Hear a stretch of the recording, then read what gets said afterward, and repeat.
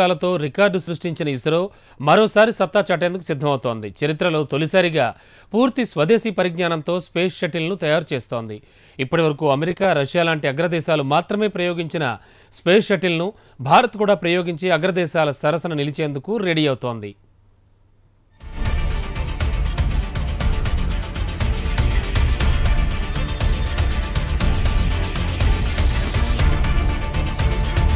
Indian space research organisation మరో చరిత్ర సృష్టించడానికి సిద్ధమవుతోంది. పూర్తిస్థాయి స్వదేశీ పరిజ్ఞానంతో స్పేస్ షటిల్ను తయారు చేయడానికి మన శాస్త్రవేత్తలు ప్రయత్నాలు చేస్తున్నారు. తేలికైన స్పేస్ షటిల్ను తయారు చేసే పనిలో పడ్డారు. ప్రయోగం కోసం తయారు చేసిన రోదసీ నౌకకు శ్రీహరికోటలో తుది మెరుగులు దిద్దుతున్నారు సైంటిస్టులు.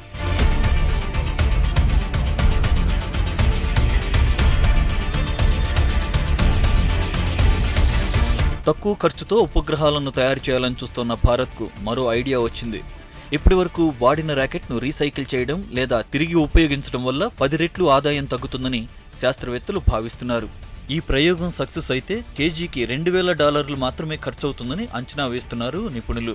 ఇది కనుక సక్సెస్ అయితే ఋతుపవనాలు రాకముందే reusable launch vehicle technology demonstration ప్రయోగం జరగనుంది. తొలిసారి డెల్టా వింగ్స్ ఉన్న నౌకను ఇస్రో ప్రయోగం చేయనుంది. అయితే ఒకసారి బంగాళాఖాతంలో ప్రయోగించిన తర్వాత తిరిగి తీసుకువచ్చే అవకాశం లేదు.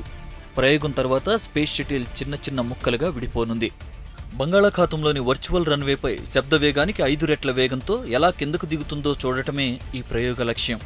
భారత భూభాగం మీద 5 కిలోమీటర్ల పొడవున్న రన్వేలు లేకపోవడం కారణంగానే స్పేస్ షటిల్ను సముద్రంలో ల్యాండ్ చేసేందుకు సిద్ధమయ్యారు ఇస్రో శాస్త్రవేత్తలు.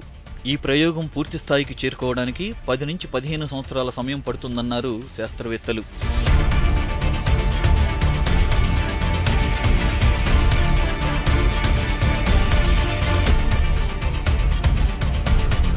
స్పేస్ షటిల్ను అమెరికా 135 సార్లు ప్రయోగించి 2011లో ప్రయోగాలను విరమించింది.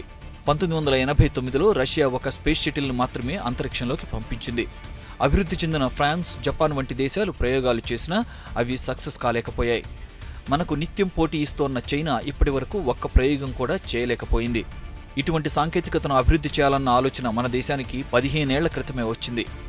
RLV-TDని అభివృద్ధి చేయాలన్న పట్టుదల, అంకితభావం ఉన్న శాస్త్రవేత్తలు, ఇంజనీర్ల బృందం 5 ఏళ్ల క్రితం నుంచి ముమ్మరంగా ప్రయత్నిస్తోంది. 6.5 మీటర్ల పొడవుతో విమానం మాదిరిగా ఉండే రోదసీ నౌకను రూపొందించింది. దీని బరువు 1.75 టన్నులు. దీన్ని స్పెషల్ ర్యాకెట్ బూస్టర్తో వాతావరణంలో ప్రవేశపెట్టనున్నారు.